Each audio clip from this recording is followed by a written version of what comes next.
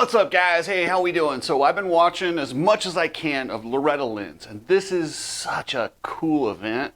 This is the pinnacle of amateur racing. Yes, it costs a fortune to get there. Yes, MX Sports rakes you on camping fees. It's still the best event, period. It's the one we all watch. It's the one we all pay attention to. And like it or not, it weighs a whole lot into getting these kids signed and onto these race teams.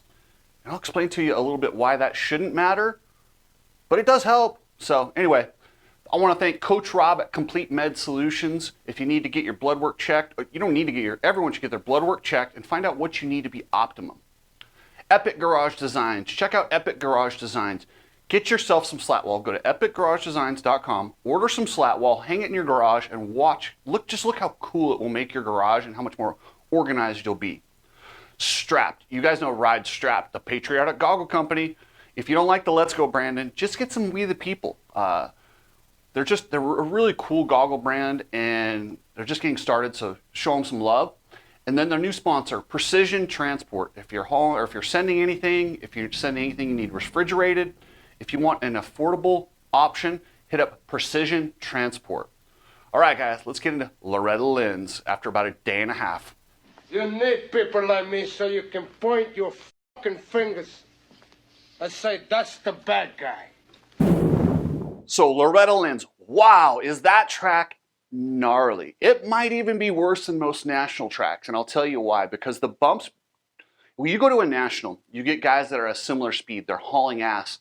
The braking bumps and the ruts have some sort of a flow to them.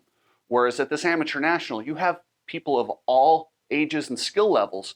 So these bumps are all over the place. They're nothing like you would see it in, well, obviously their bumps are bumps, but they're so different than what the pro racers see at an actual national. In these ruts, I don't, call me crazy. Maybe they were this bad last year, but I don't remember seeing ruts this big, this bad. And it's gnarly. And for that reason alone, you can't consider this race the deciding factor in whether you sign a kid. If you sign a kid that does good at Loretta's, you're getting a specific type of rider. That doesn't mean he can't ride everything, but for these teams to evaluate a kid solely on Loretta Lynn's, that's just wrong. It's just, you're not going to, that's part of the reason why we've had so many kids go bust is they're so good at Loretta's, but they just don't transfer.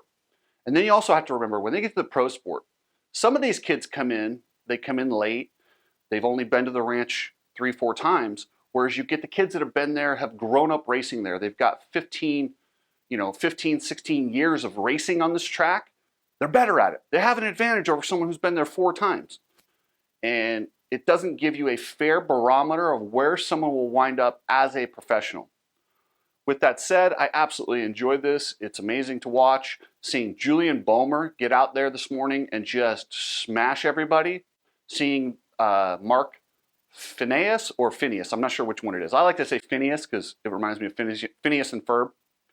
But Mark Phineas charged through the pack, and I mean, it's just a battle. But what I've also noticed, I've seen a lot of guys, notably a guy I'm a fan of is Kimball Jett. I see some of these kids who've done good at the ranch in the past couple of years. Then I hear stories of burnout, Epstein-Barr, and running it too hard. And to me, that's just unacceptable right now. You just can't do that. In this day and age of smartphones, smartwatches, heart rate monitors, to not just basically watch those. And, I understand people listen to David Goggins and these inspirational things where they say pain is just fight through it. But there's a certain point of diminishing returns. You don't go from the couch to a 100-mile run.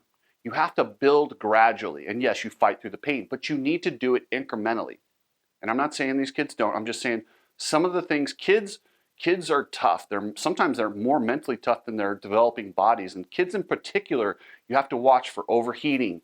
You have to watch for that type of stuff. They're very susceptible to mononucleosis and Epstein-Barr at those developing ages. They don't have a mature body that can handle it quite like, like a 20-year-old can. It's just different. So parents, if you're training your kids, it's pretty easy. Just take the heart rate monitor, start with a heart rate monitor. It gives you your resting heart rate every single day. If you watch your kid and the resting heart rate's 55 on average, and you see your kid jumping up to a 65, 66, and they're still working hard, it's time to take a little rest. Does that mean stop training and just go eat and sit on the couch? Not necessarily, but you lower the workload just a little bit. You change the intensity. Better yet, just hit up Coach Rob. He doesn't burn out any of his kids. If you want to build a strong athlete who's going to get through the amateur ranks strong and ready to go and ready to turn pro with a body that can handle it, you've got to do those things. You have to build. Instead, we get these guys just hammering and going all in and just leaving it on the table for Loretta Lynn's. But then they burn out after 1 or 2 years of good performances at Loretta Lynn's. And it's brutal on these kids. And it definitely costs a lot of careers. So be very careful. I did notice there was a gait malfunction in the college boy. I almost think the gait should be able to move a little bit. It should be able to go an inch and stop. It's up to you to wait until you can get past that gait. This isn't the race is on when it moves. This is a race is on when the gate falls. So let's not make a habit of this whole gate malfunction thing. Yes, sometimes if a gate sticks or half the gates fall and half of them don't, that's a malfunction. If the thing just gives a little bit of a flinch, to me, that's not a gate malfunction. I think the guy should have to deal with that. Kind of be cool. Like I said, we want to separate guys on the start. Maybe we, ironically, sometimes throw in a gate flinch to separate people. Then you don't know. You got to wait. I think it would add another element to the start that would help make it safer in the first turn. The last thing you want is everybody to get off at the exact same time and hit that first turn. Man, that WMX class. This is the premier race for WMX in the United States. We don't have a women's national championship. So this is their national championship. Seeing Lala Turner, I believe. Lala Turner. And what was the other girl? Lala Turner and Kylie Stallings. They went back and forth like 7 or 8 times switching spots. I mean, it was everything you want in a race. Back, forth. And they ran each other down. Meanwhile, my friend Sophia Phelps, who's the defending champion and a 2-time champion there, charged up, caught them, and Lala had nothing for her at that time. She was exhausted, but Kylie dug deep and held her off. But man, on the podium, poor Kylie was just exhausted. It is going to be interesting to see if she can recover for the second moto, because you know Sophia Phelps is strong. One thing about her is she understands how to manage it through the entire week. She gets stronger and stronger as the week goes on. So that's a fun one to watch. But I love watching the girls, even the 11 to 16-year-olds when they're on the Super Mini. I forget the girl's name, but she was so fast. I apologize. I'll put a picture on the screen. I forgot her name, but I'll put it up there. This girl was flat flying. She beat Lala Turner, who was battling for the win in what is the premier WMX class. So Lala Turner's riding both. And this little girl handed it to her. I mean, straight up beat her. I mean, the thing she was doing on a bike, she has some talent. These girls are in trouble in a couple years when she develops. I will get her name, I promise, and I'll put her on the screen, and I'll mention her. I'm doing a few videos this week, so don't be mad, please. Daxton Bennett, he looked great yesterday, got that whole shot, ran away with the Open Pro. Julian Boehmer had a problem, charged up. I think he got 7th. They're the 2 big dogs. They're the guys that are Factory KTM's hope, Factory Yamaha's hope. They're the guys battling for that Nikki Hayden Award. Will someone else sneak in there? Will Mark Phineas get in there and battle? I'm not sure. It's going to be fun, but it's such a tight pack, and this track is gnarly. I'm telling you. Aiden Kiefer.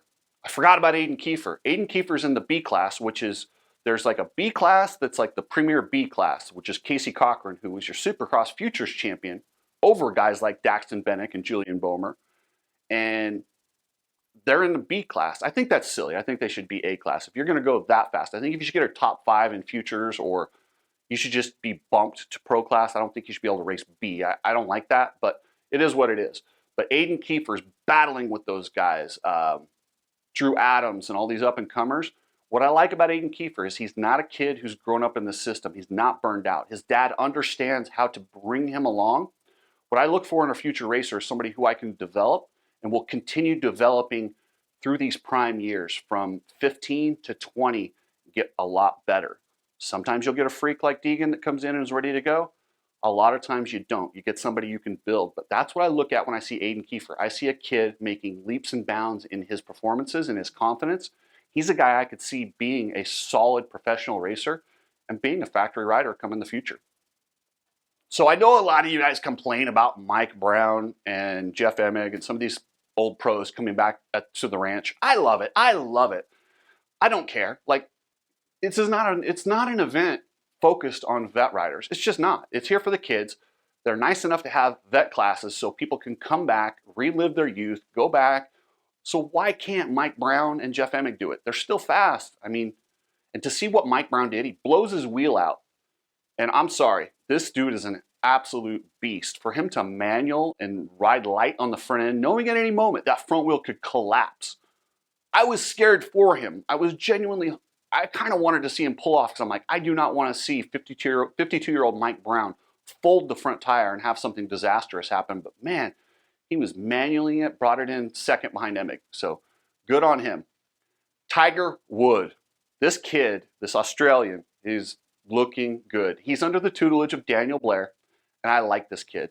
He's awesome. Watch for Tiger Wood. I think he's going to be a future superstar. Absolutely. Tiger Wood has got the it factor, and he's coming in right behind the Lawrence brothers. Australia, your motocross pedigree coming up you're going to be there for a while. So good on Australia.